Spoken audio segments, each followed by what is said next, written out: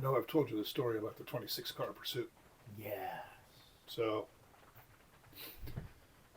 there's a string of armed robberies at the oceanfront. Mm-hmm. Hey, everybody. Welcome to Whiskey, Lead, and Steel, Feelings Hurt While You Wait, the official podcast of Aggressive Defensive Solutions. I'm Rick Sutton, and joining me today is John Mac McCluckey. And slight departure from what we normally do. This is more about entertainment than anything really serious. We're going to just share a few of the interesting anecdotes that we acquired over our combined, 72, 73 years of law enforcement? Yeah, that's good stuff right there. War stories. War stories. Yeah, some of them will be war stories.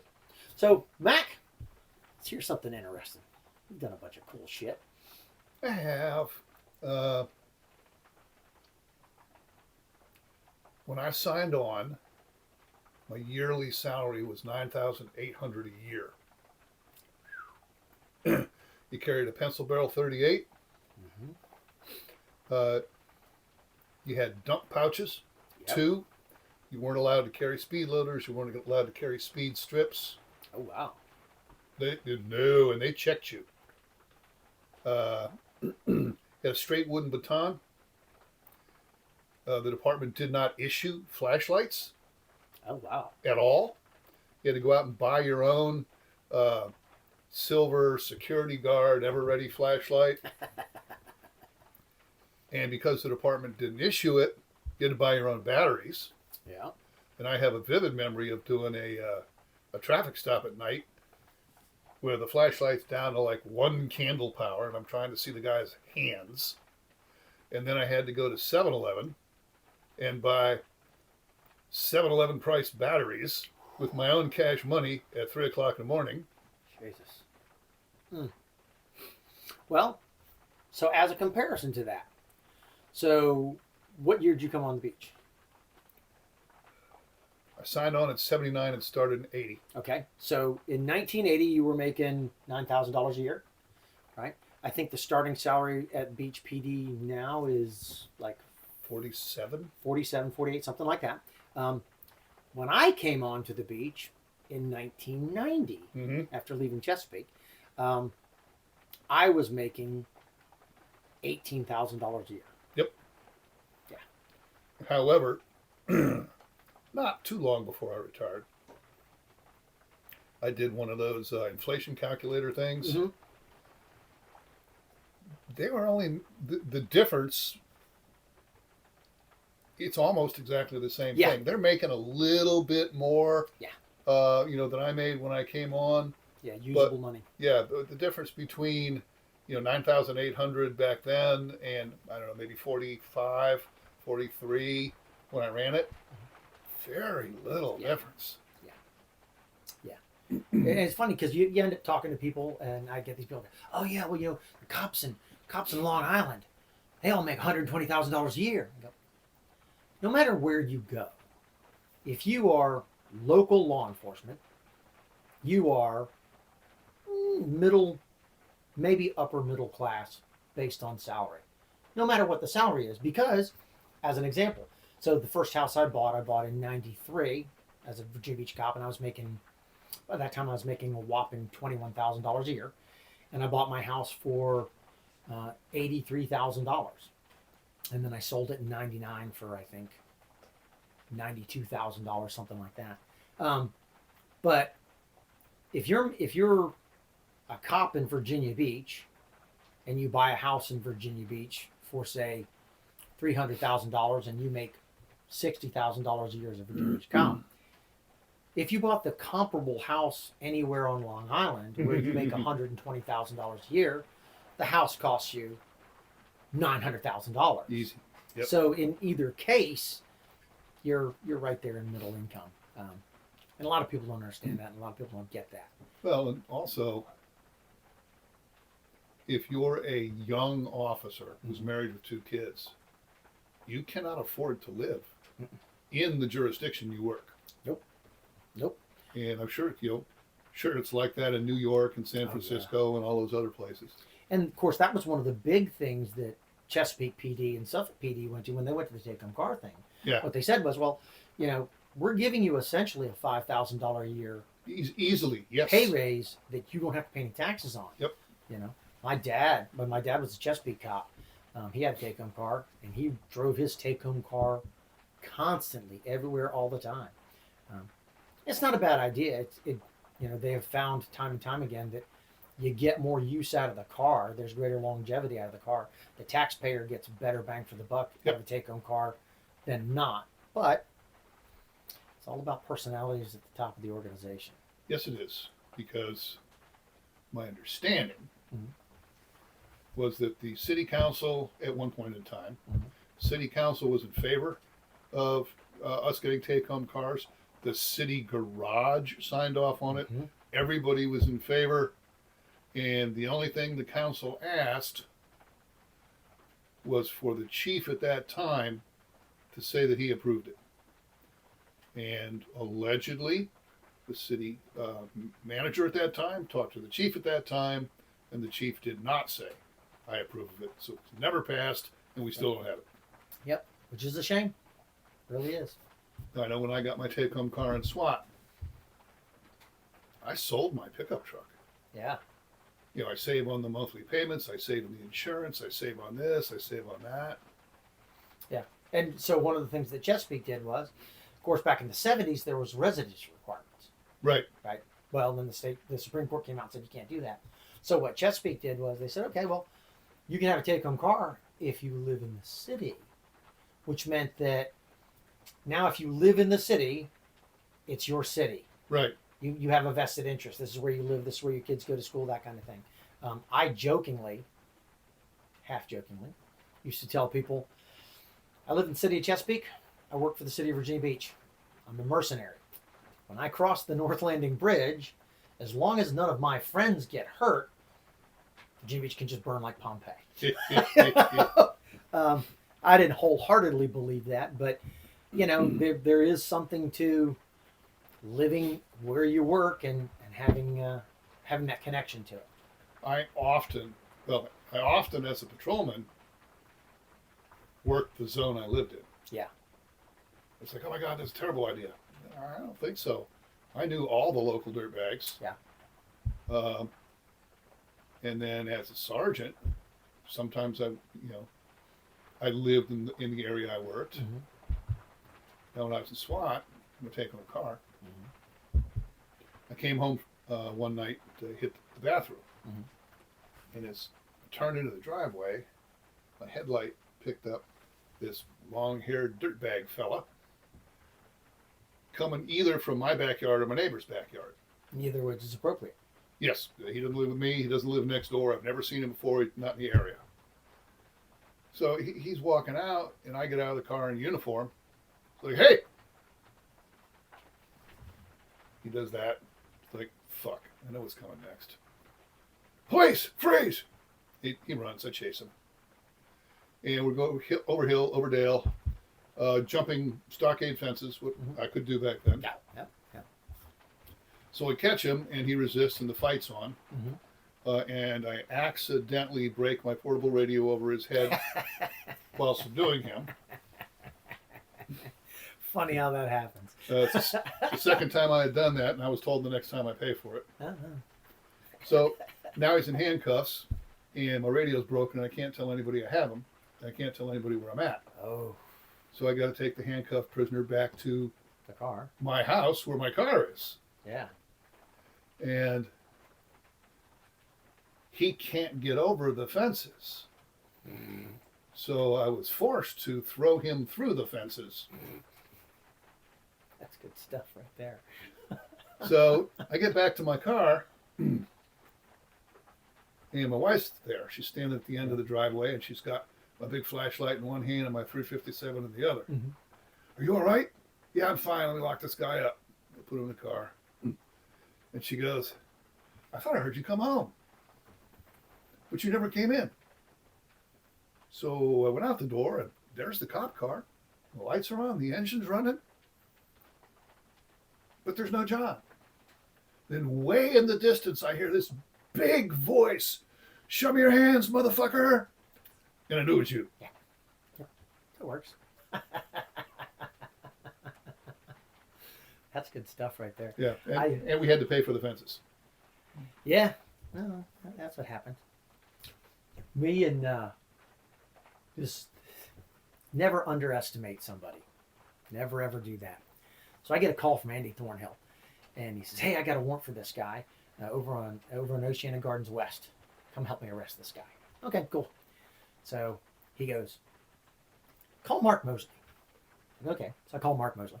So me and Mark Mosley and Andy Thornhill go over there, and it's one of these old rattle trap houses that's over in Oceana Gardens West at the time. I forget which street it was in, but it's one of those duplexes. But it's a big duplex. Yeah. It's like two regular houses that just got stuff together.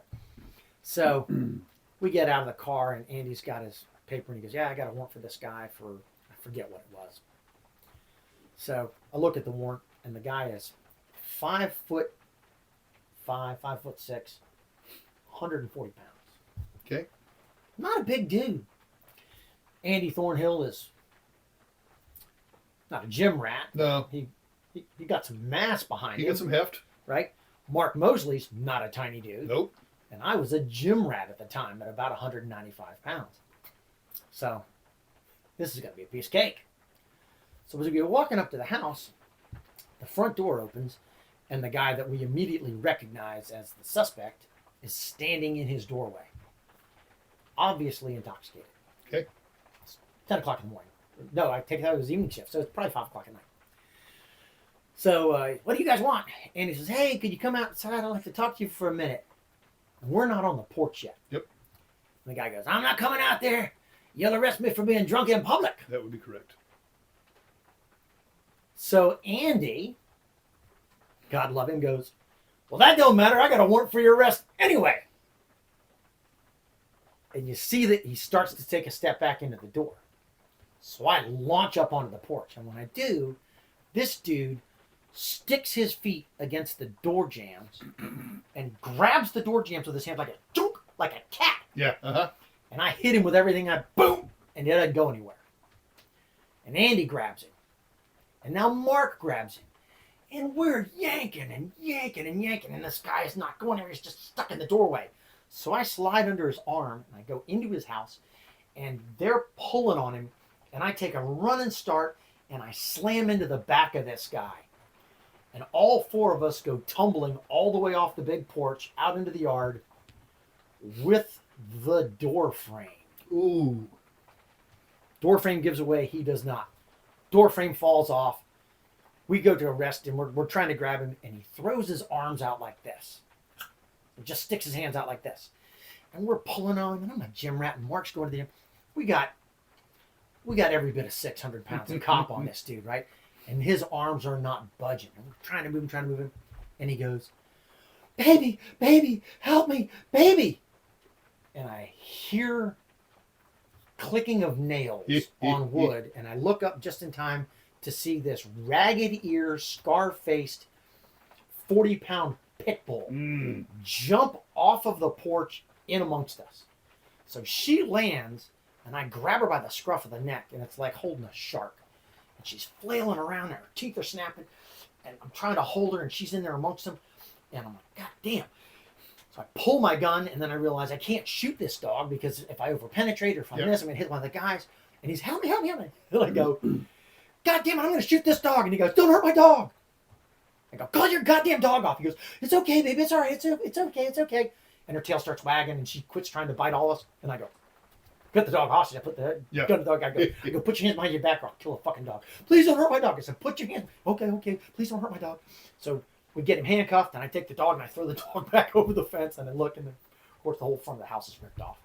Holy shit. And we're spent. We throw this guy in the back of the car, and we're all leaning up against the car, huffing and puffing. And I said, "Thanks, Andy. That was enjoyable." He goes, "Yeah, that's crazy." So I open the door and I go, "Hey, dude, how old are you?" I hadn't looked. And he looked like he was, I don't know, 65, 70. Mm-hmm. He goes, "I'm 42 years old." Jesus Christ, he had a hard life. I said, "Dude, what the fuck do you do for a living?" He goes, "I dropped out of the 8th grade and become a brick mason." So from 8th grade to 42, this is all this dude did all day, picking up bricks. arms aren't any bigger than that, right? Yeah. The strongest guy I ever arrested was also a brick mason. Oh yeah. And had no fingerprints. Yep. Oh yeah. But that was hilarious. I was like, Jesus Christ. I thought, well, never ever underestimate a guy just based on the physical description of him, because this guy wasn't bigger than nothing, and we couldn't. We had nothing on him. Same neighborhood. Yeah. So this is probably the funniest police pursuit I ever saw. It had snowed, and that neighborhood is not plowed. Nope. And the community policing guys were chasing a bad guy for something. And they went into that neighborhood, and by the time I got there, both vehicles were spinning tires, and both of them had passengers that jumped out and was pushing their respective cars to chase it. One to get away and one to chase. That's awesome. I mean, it's like some sort of Canadian cartoon chase. That's hilarious. That's good stuff. Yeah. There's definitely some funny stuff that happened. There's, funny stuff, tragic stuff. Me and John Bryan ended up going out one of the neighborhoods out on the West End to arrest a guy, to assist a security guard who's in a foot pursuit. And this guy ran out and ran down into the swamp and got stuck in the swamp. Mm-hmm. So we're shining the flashlight. We look out, and this guy's stuck in the pond. He's up to his chest in the pond, in the mud. So the water's up to his knees. I mean, the mud's up to his knees. The water's up to his rib cage, and he's out there. It's February. He's in a t-shirt and jeans, and he's ash gray already, going hypothermic. And John Bryan goes, "Freeze!" Well, that seems a little redundant, doesn't it? What's wrong with you, John? We ended up pulling that guy out of there. Had to swim out, drag him out. Yep. And then, so get out there and put a rope over him because rescued showed up, put a rope over him, and they start reeling him in. Well, he gets flailing and rolls over, so he's face down. So they're dragging him through. I'm like, this guy's going to drown. He's going to die of hypothermia. This is going to be a pain in the ass. I'm going to do a bunch of paperwork. Worked out well in the end. It's funny, though, another thing about John Bryan. Of course, the running joke, the nickname that we had for him on evening shift at the second was we called him Yoda because he'd come up with the most obscure code sections. So we had a case. I was telling this story to folks the other day. So we had a case, and John had just come out to the West End, started working out there with me and Mosley and Washakamola. And so there was this house, and this was pre-domestic violence laws. Yep. So every other Friday, Bob and Sue, whatever they were, would get drunk and either scream at each other or push each other around. Neighbors called the police, so we show up out there.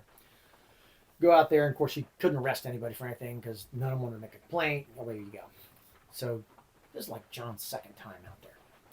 So we're standing there and we're talking to him. They've calmed down. So John looking around the house. He goes, how many bedrooms in this townhouse? Oh, just the one. Really? Well, your last name is Smith and your last name is Jones. Are you guys married? No. Well, who sleeps in the bedroom? Well, we both do. Well, how many beds are there? Just the one. You sleep in the bed together? Well, of course we do. We're boyfriend and girlfriend. John goes, well, according to state code XYZABC and pursuant to city ordinance such and such, such and such, it's illegal for you to cohabitate without being married. And you've just told me that not only do you cohabitate, but you engage in fornication without being married, which is a felony. So here's the deal. If I ever have to come back here because you people can't keep your shit straight, I'm taking you to jail. So for the record, I don't ever recall ever having to go back there. But the next day in muster, we're laughing about John and his problem-solving skills. And the lieutenant, Jack, goes, "You can't do that." John goes, "Yes, I can." No, you can't do that. That's unreasonable. John goes, well, the code section states thus and so. And he goes, I don't care what the code section says. That's irresponsible. You can't do that. John says, we work for the executive branch of government, not the legislative branch of government. We don't make the laws. We enforce them. The people of the Commonwealth felt strongly enough about this to have it codified by the legislature. Are you telling me, Lieutenant, that just because you don't agree with the law, I'm forbidden from enforcing that code? And if that's the case, would you mind giving me that in written form? I'm not talking to you fucking people anymore, and stormed out of the muster room, which I thought was hilarious. Not the first or last time for Jack to do that. I was working in the hospital, the night shift, and rescue comes in with a guy on a gurney, and one of the rescue people is like on his chest, on the moving gurney, doing chest compressions. And along with the gurney, the whole rescue crew is an officer and a sergeant.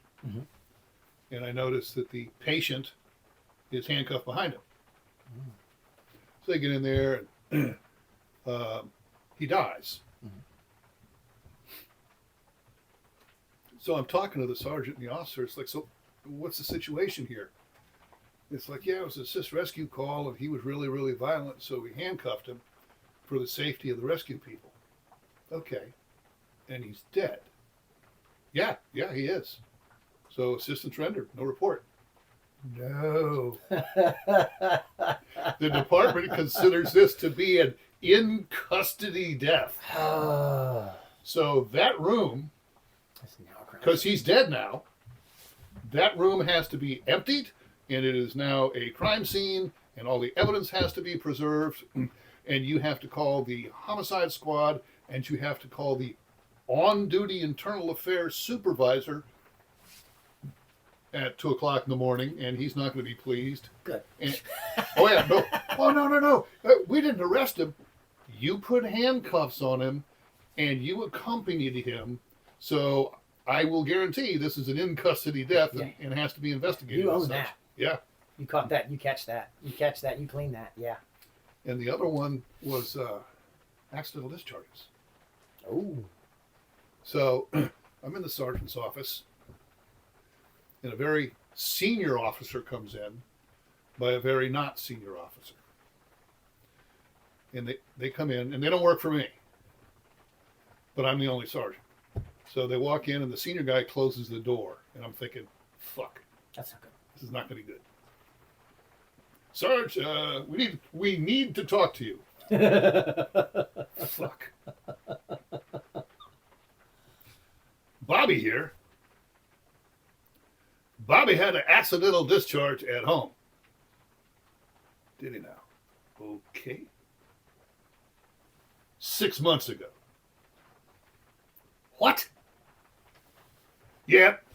It's been eating on his mind, and he just can't take the stress anymore. And I'm thinking, what I'd like to tell you is if you had only kept your mouth shut, it would have gone away. Yeah. So the protocol, which almost nobody knew, but the protocol for an accidental discharge on or off duty anywhere is the same as for an officer-involved shooting. Yeah. Exactly the same. Yeah. And you call out homicide, and you call internal affairs, just like the in-custody death. However, it's 6 months old stale. Yeah. And nobody was hurt, and the only thing shot was his bed. So luckily, one of my best friends was an internal affairs supervisor. I know who that was. Yes. And I called him up. It's like, I have a very strange scenario for you. And I told him, it's like, I know what the policy is. I really don't think it rises to the level of a full call out to go to his home in another city to investigate something that happened 6 months ago, and there's no traces of it left. Yes. Oh my God. So he has to make a whole bunch of phone calls and calls back. It's like, okay, we talked to the whole command staff and they agree with you. Have them write memos and we'll just do interviews, and that's the end of it. So, funny story about that. Related to it. So So when Teresa was a sergeant at the 2nd, and Teresa, of course, is famous for guarding her ducklings. Mm-hmm. Yep. Right? Very overprotective Yes. of her squad. Yes. To the point where even if she didn't personally like you, Oh, yeah. if you were one of hers, she would go to bat for you, protect you, do all of these things, which is absolutely admirable. One of the things that I like about her.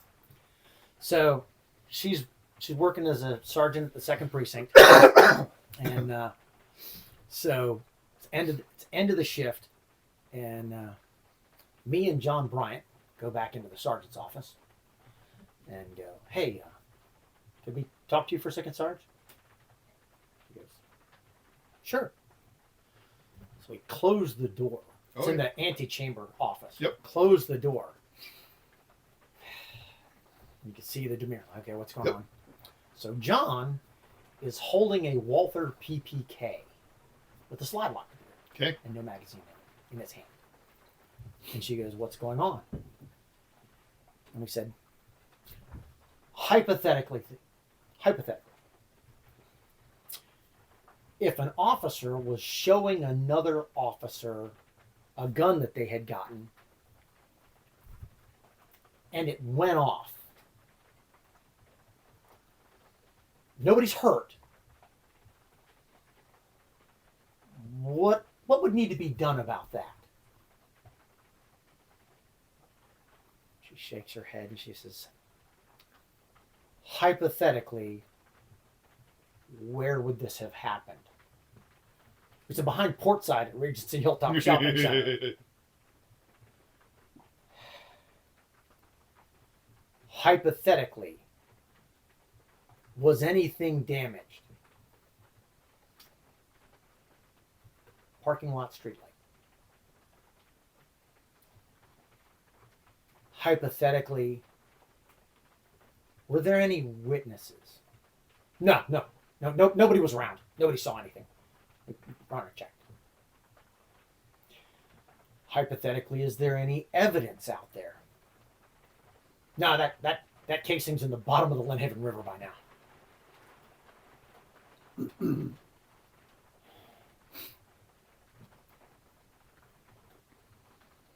Write memos stating what happened, how the accident occurred, point out that there was no damage, and put them in my in basket. Okay. And John goes, should we date the memo yesterday or today now that it's after midnight? And she goes, it's April 1st. Get the fuck out of my office. You're a very, very bad man.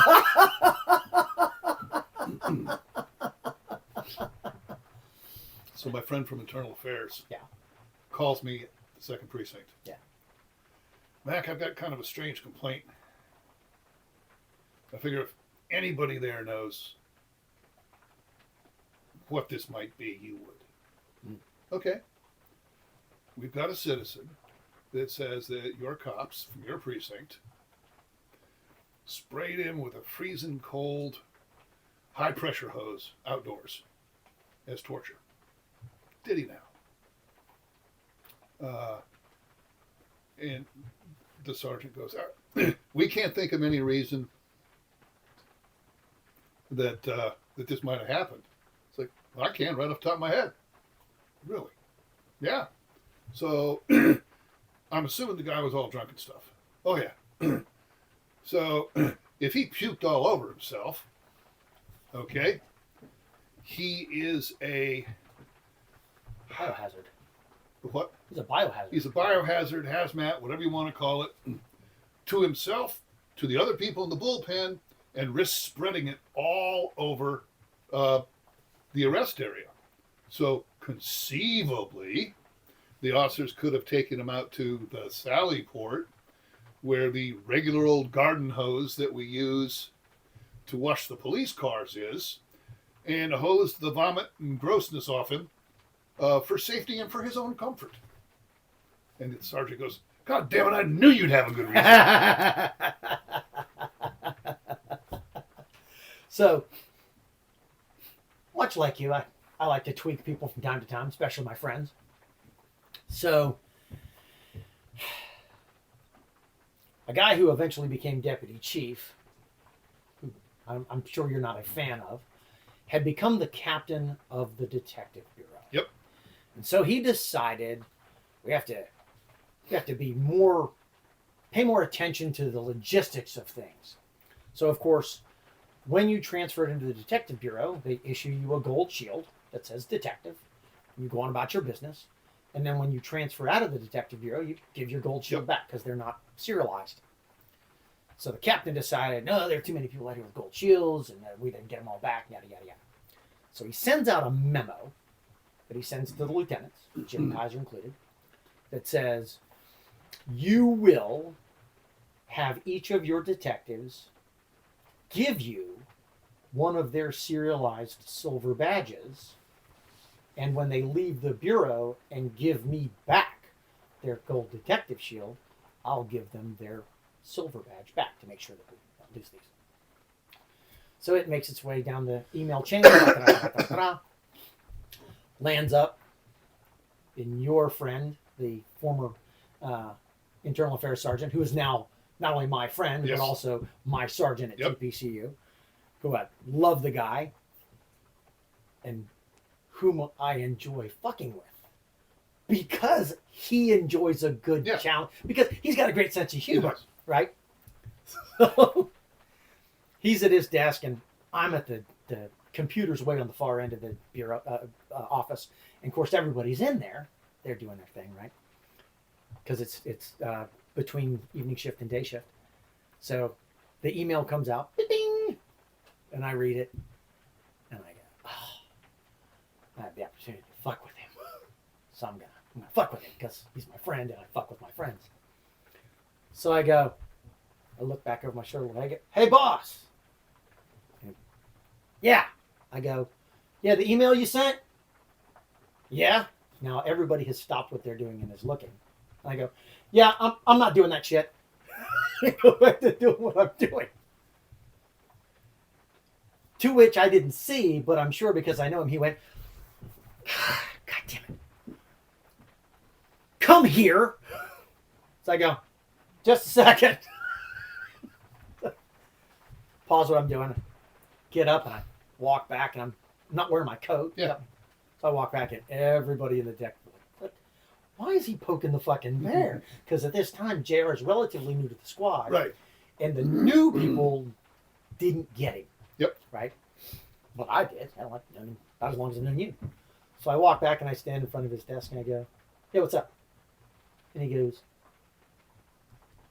you want to explain to me why you're not going to comply with an order that I gave you?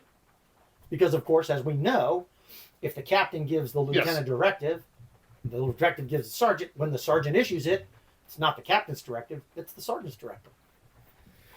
So I said, yeah, because it's not applicable to me. What do you mean it's not applicable to you? I said, well, I read the memo, and the captain said, for everybody who is issued a gold shield, you will collect one of their silver shields. I was never issued a gold shield, so I'm not giving you one of my silver shields. Which absolutely logically makes sense. Yep. And he immediately processed it that way and understood it and then went, there's a fucking gold shield on your waist. And I went, yeah, but I wasn't issued this. And now I've got his curiosity. He goes, well, then where the fuck did you get it? And I said, well, when Rosemary Larkin was promoted to the rank of detective, she was issued this shield.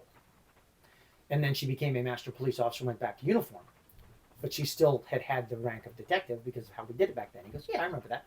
I said, And when she retired in 1995, Chuck Wall gave her this shield along with her retirement badge. Cool. And when I became a detective, she gave it to me as a gift. So it is personal property. And because of that, I shouldn't have to give my shields over. And he goes, because I'm never giving this shit Right. back. And he goes, oh, that's a cool fucking story. I said, yeah. So by now everybody in the office is like, he's fucking with him and he's not getting any trouble. This doesn't seem right? So I chuckle and he goes, well, your mom and Chuck Wall have both passed on, so I can't call them and ask them. But realistically, this is you, and you are unimpeachable in my eyes. If you say this is how it happened, I believe that's how this happened. So, okay, he goes, still though, you could have not done it this way.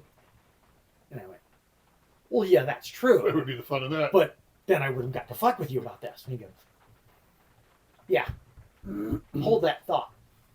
He goes, so he takes the phone. Doot, doot, doot, doot, doot. And Jim Kaiser picked up the phone and goes, hey, JR, what's up? He goes, well, I got Sutton here, and Sutton's refusing to turn in one of his shields. What? So he picked up the phone. So later on, he's like, yeah, that was awesome. You got to fuck with me, but then I got to fuck with Jim about it. So, same guy, Mhm. and we're both patrolmen. And I don't know, it was a car pursuit or a traffic stop. The bad guy runs into the deep, dark woods. Mhm. And he runs in, calls foot pursuit, and nobody else would go in after him because it was the deep and the dark in the woods. Mm. So I was the only one. Yeah. Fuck that. Yeah. So I went in there, and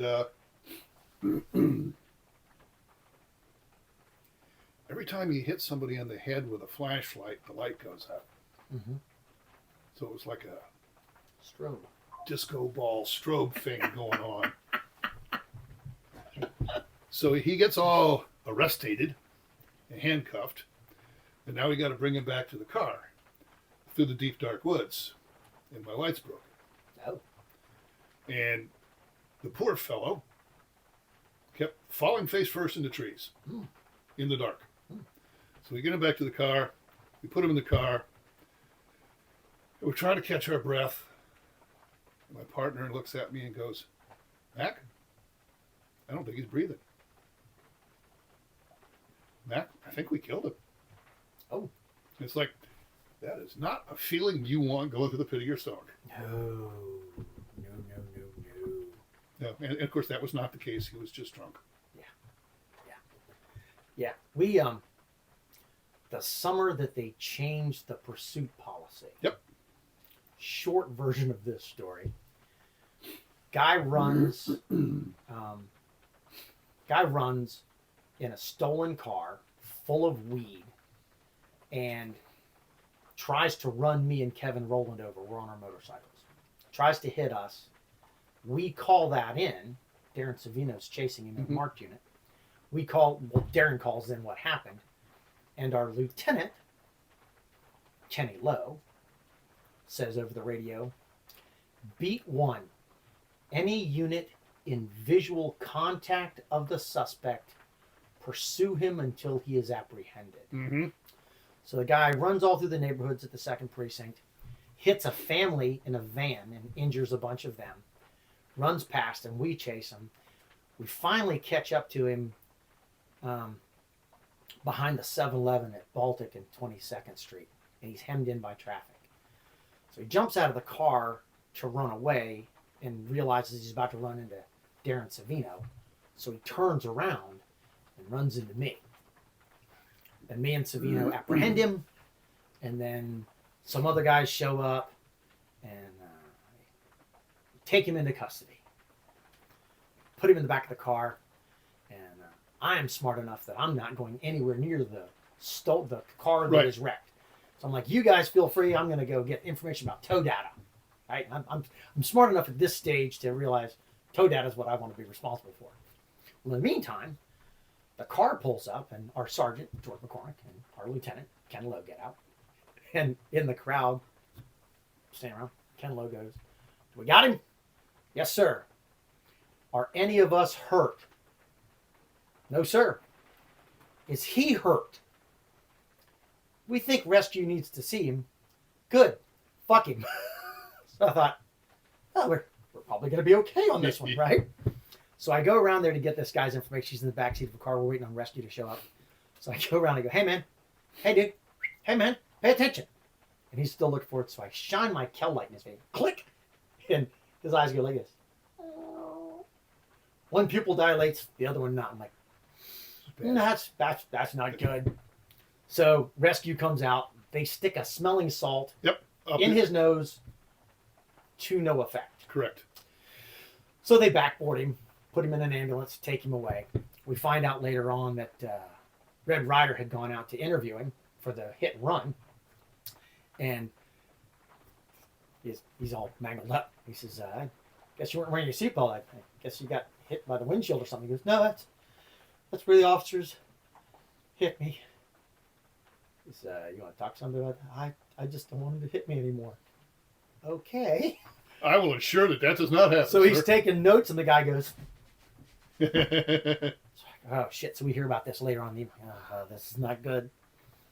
So about a week goes by. We're all on pins and needles. So we're in muster. Muster finishes, and Ken turns to George and says, "You can handle this?" George goes, "Yes, I am." "Everybody except for the miscreants on the motor squad, leave." So they all leave, and George closes the door and says, "So I had a lengthy phone conversation with the U.S. Attorney today." We're like, "Oh, shit." He goes, "So the guy that we were chasing was out on pre-trial release from the DEA. He stole his girlfriend's car and had a garbage bag full of weed in the car when you guys caught him. He has made a deal with the U.S. Attorney's Office where he's pleading guilty to various sundry things, and part of his agreement is that he will make no claims of improper or excessive force against any member of the Virginia Beach Police Department. Well done. So, when you leave here, buy yourselves some lottery tickets." But it was funny because the week before that had happened, we'd had the whole, you can't pursue unless the supervisor says, and yada, yada, yada, yada. And God love Ken Lowe. He tried to run over the motorcycle units. Roger that. Yeah. Anybody who can see him, chase him till you catch him. I know I've told you the story about the 26 car pursuit. Yeah. So there's a string of armed robberies at the oceanfront, one after the other. And in the end, they carjack a car from a couple, a civilian couple, to flee in. Yeah. So they flee the oceanfront, and the oceanfront units are chasing them. And at that time, the only units with spike strips were the sergeants. And they're headed west on the interstate, and they're already in the center precinct. So the next one is my precinct and me. So the dispatcher calls me. It's like, "Hey, you need to get up on the interstate. They're headed your way," and blah, blah, blah, blah, blah. So before I can get to the interstate, the pursuit bails off the interstate onto Route 58, headed west into Norfolk. So I get to 58 like 3 seconds too late to throw the spikes out. But I'm now the number 3 car in the pursuit. Nice. And the policy was there's only 2 cars allowed in the pursuit, and sergeant cars don't count. Yep. Okay. So we're still going west, and we're just about to enter Norfolk, another jurisdiction. So technically, we're already at the maximum number of cars.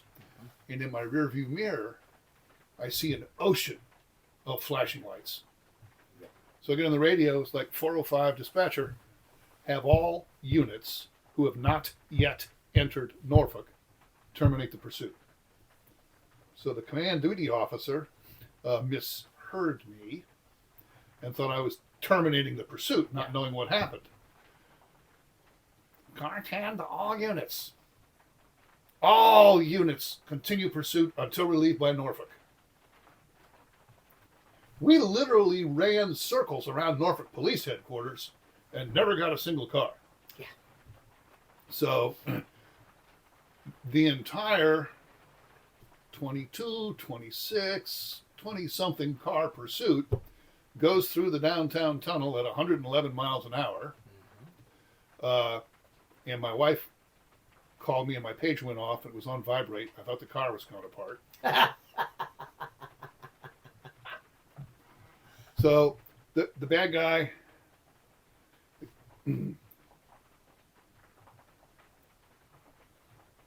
the traffic stop happens. And I get there and I'm wading through the crowd of cars and officers. Are all of us okay? Yes, Sarge, we're all okay. Okay. Are all of our cars okay? Yes, Sarge, they're all fine. Are the dirtbags okay? Yeah, we never touched them. All right. Sarge, I didn't shoot the tires out. Oh, fuck. Then his sergeant showed up, and he got to work it. You may have this now.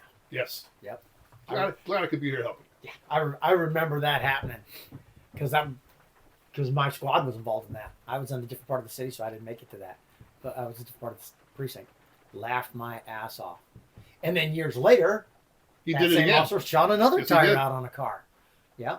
And each time he violated policy, and each time It was the command excused. came back and said, "Yeah, that was a good idea." Yep. Yeah. So we had another oceanfront pursuit. And of course, at the oceanfront, you got marked cars, unmarked cars, prisoner vans, big motorcycles, little motorcycles, police mountain bikes. Yep. Got all sorts of stuff. Yeah. So there's this ridiculously stupid pursuit through the heavy, heavy, heavy congested traffic.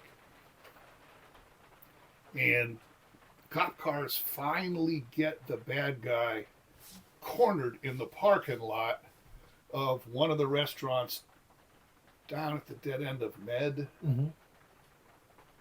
It's like, we got him boxed in. So those of us on bikes and motors are responding. He rams his way out through 5 cars. And now I'm lead pursuit vehicle on my bicycle. And then I get overtaken by 2 of the little motorcycles. And then a paddy wagon comes, and they eventually catch him. And there's this huge internal affairs investigation because all the cars got wrecked. And they're interviewing me. It's like, Mac, did I copy that at one point you were the lead vehicle in the pursuit? Yes, sir, that's true. You had a bicycle? Yes, sir, that's true. I'm not sure if that's within policy or not. It was reality. Yeah. Here I am. There he is. I am the only one that can see him. And you're right. There's probably not a policy that covers it. Yes. Because as Kevin Murphy used to have me do, my last year or two in uniform patrol at the first precinct, he'd say, "It's time for NPO Sutton story time. Rick, tell the new people on the police department something that they won't believe happened, but really did happen."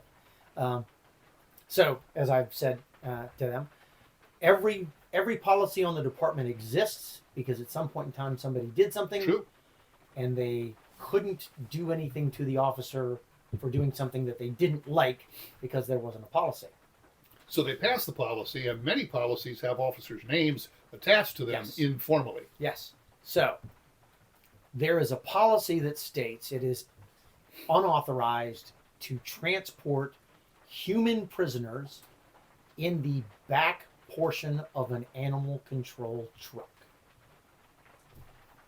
You're welcome. Well, I don't think there's a policy about it, but as you know, I was caught transporting a prisoner in the trunk. Yes. Because that's what you did back Yeah. in the day. Oh yeah. Yeah. And lots of people did. I remember. We didn't have cages. Yeah. I remember Larry Norton telling me. He said he'd gone to a loud house party, and started arresting people, and ran out of car space before he ran out of people, and ended up sticking people in the trunk of the Gran Torino. Yep. And then took the 5 people, 4 in the back seat, 1 in the front seat, to the magistrate, charging them, processing them, kicking them out, and then he was pumping gas. Forgetting about. And he's pumping gas, and Larry Sutton, the lieutenant, is pumping gas, and as Norton's pumping gas, he hears a bang from the car, and the lieutenant's like, "What the hell's that?" There he goes. I bumped my knee on the car. Hangs up and drives away. Drives out to Red Wing Park. Pops the trunk open because these guys have been in the trunk for about 3 hours, and says, "Let this be a lesson to you people. Don't ever do that shit again. Now get out of here." It's funny because I look back on some of the stuff that I did, and I go, that's kind of funny. And you look at if you did that today. Oh God, yes. Oh, number one, people would believe you, and number two, if they did, they'd try to hang you up. And then I look back and I think about all the stuff that the old timers told me about, and I'm like, holy shit, those guys. Well, they wouldn't know what to do with them. I had one of my ex-officers come to me a couple months ago. Mm-hmm. Sarge, I was talking to some old timers, and they told me a story, and I wasn't sure whether to believe them or not. Okay. They said there used to be an officer who would drive around on evening shift shooting and killing cats. Yes. And it's like, yep, his name was such and such. Yep. He worked this zone in the 1st precinct. Yep. Great guy. And he would drive around with his service pistol and shoot and kill cats and put them in a bag and leave them at the edge of the road. Yep. Yep. And then I had a guy on my squad way in the beginning, and he would only interact with citizens via a sock puppet. He would do a traffic stop, and he would come up with his clipboard, and the sock puppet would talk to the citizen. And the department knew this, and he was allowed to stay. When I was a new guy in the 2nd precinct, I come walking out one night and see a guy who I know coming in for evening for midnights, and I said, "Good evening, officer." "Fuck you." What a pleasant fellow. So he goes in and he does his thing. Well, I watch him as time goes on, and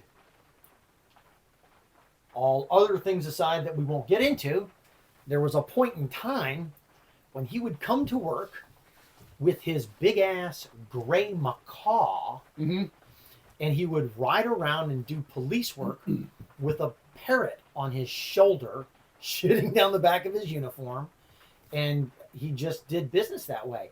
And he would not speak to you unless he had personally seen you fight somebody and win. Up until then, you were unproven, and he didn't care how long you'd been on the department. Right. He eventually lessened that to the point where if Mad Dog Smith or Norman Pipkin vouched, then he would probably talk to you. But I remember guys, so I knew who he was because he'd been in the academy with my mom, and Mom fucked with him all the time. Yeah. And he was friends with Mom, and of course he was friends with Les. He was part of the Blackjack Quartet with Les. So I come walking in. This not long after I'd said, "Hey, how are you?" and he'd fuck you. So come walking in the back of the old precinct to hang up my radio, and I hear 2 people laughing. And I immediately recognize one of them laughing is Les Ella. And I don't know who the other guy is. And I walk into the radio room where everything is, and it's Les and this other officer, Phil. And Phil immediately quits laughing and starts glaring at me like he wants to kill me. So I hang my radio up, and I'm getting ready to leave, and Les finally gains his head and goes, "Hang on, Phil, this is my boy Richard. B. Richard. Rosie's son. If he needs his ass kicked, you just go right on ahead and do it." And I thought, well, that's nice, Les. Appreciate this. So he fixes me with this glare for about, 2 years, it seems like.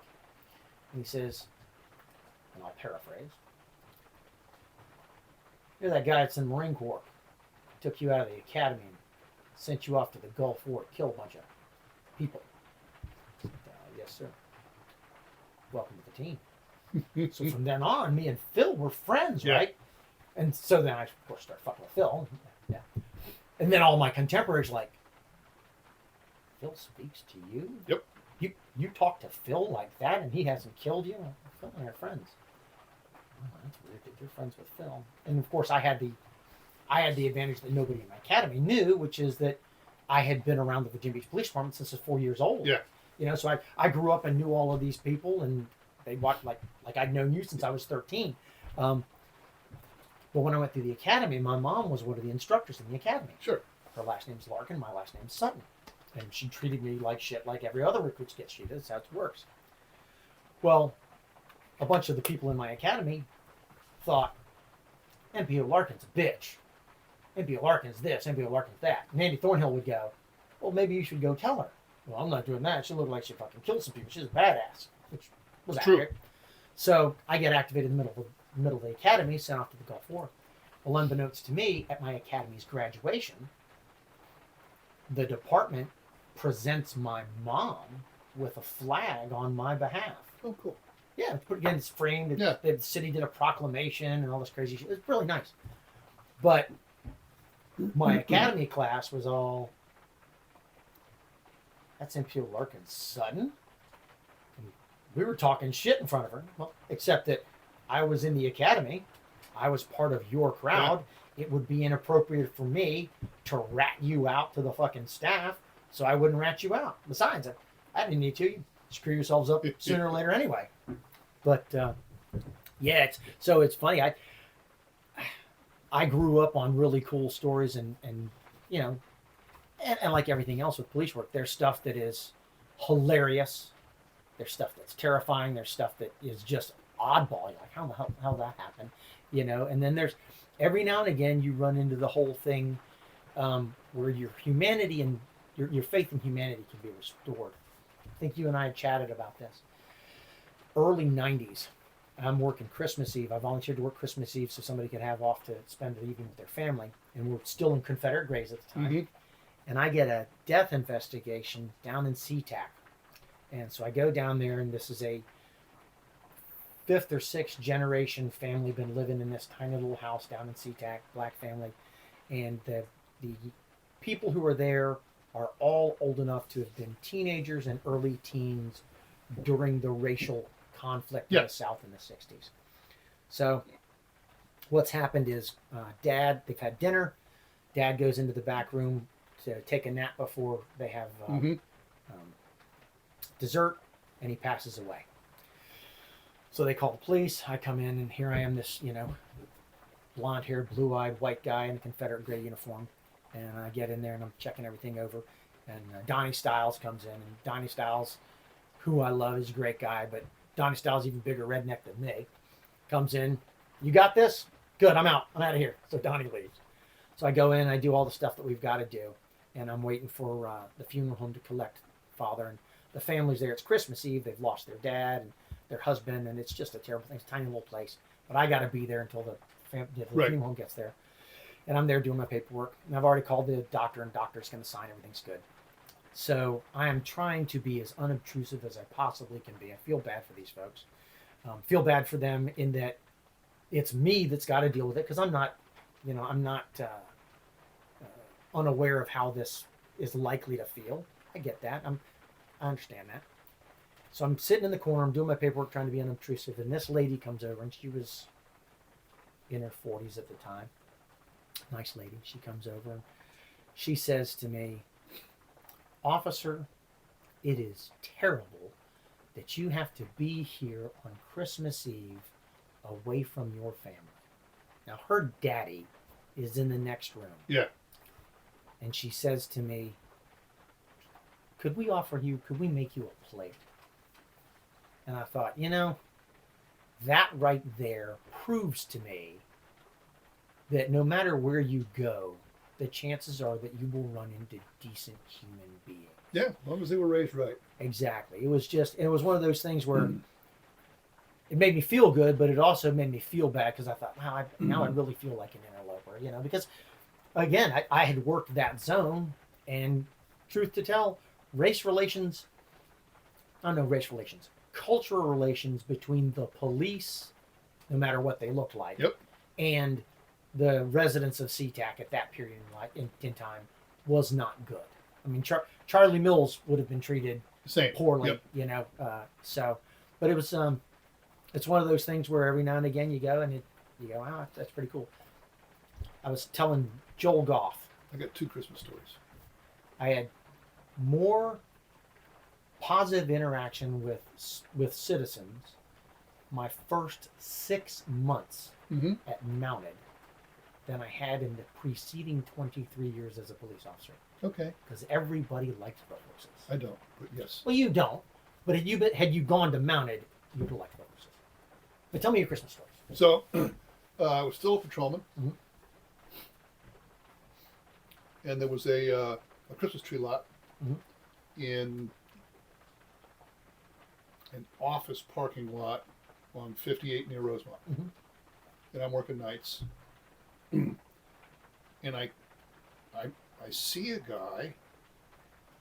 It's night and the lot's closed. I see a guy in a white van, and he's stuffing multiple Christmas trees in the van. So I stayed back, killed my lights, got my binoculars out, wait till he left, followed him with his lights off. And when he gets to his house, he drives around back to the stockade fence. I lit him up, got some backup there. That was like his 3rd load of trees. Wow. And it's like, you only need one for yourself. Yeah. So we arrested him, got up with the owner, and boy, the judge was pissed. Well, I bet. Oh my God. Oh yeah. And I got free Christmas trees for 5 years. There you go. And as a detective, I caught a guy and busted him. It was a not good apartment complex off of Diamond Springs Road. Shocking. And this guy broke into somebody's apartment and stole wrapped Christmas presents for the kids from under the tree. I think if the judge could have set him on fire in the parking lot, he would have. It's very rare to see a judge that enraged Yeah. publicly on the bench. Oh my gosh. That's awesome. Yeah. Don't steal presents from little kids on Christmas. Nothing good comes from that. Cool. Anything else? I'm sure we can come up with stuff, but I think this has probably gone It's good, long yeah. enough for one episode. Yeah, I think some interesting stuff. Thanks for sharing that. Everything. Certainly. I'm pretty sure I think the staff might want to review it before we release it to the public. Yeah, maybe this goes behind paywall. Who knows? Because I think the statute of limitations on everything has expired. Maybe. Probably. All right. Hope you found this entertaining. Hope you enjoyed it. And if Lee doesn't get this up before Christmas, then we'll see you later. Have a great one. Take care. In the swamp. Mhm. So we're shining the flashlight. We look out, and this guy's stuck in the pond. He's up to his chest in the pond, mud. in the mud. So the water's up to his knees. I mean, mud's up to his knees, and water's up to his rib cage. And he's out there. It's February. He's in a t-shirt and jeans, and he's ash gray already, going hypothermic. And John Ryan goes, "Freeze!" Well, that seems a little redundant, doesn't it? What's wrong with you, John?